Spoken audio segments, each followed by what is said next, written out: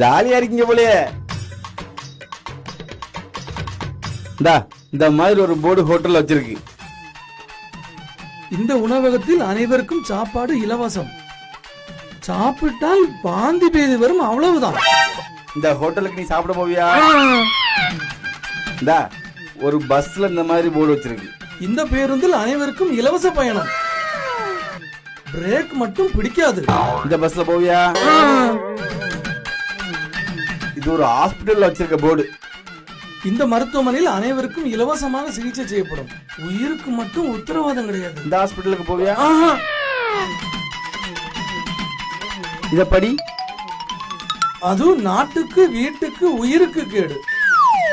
பின்ன என்ன மண்ணாங்கட்டிக்கு இதை குடிக்கிற?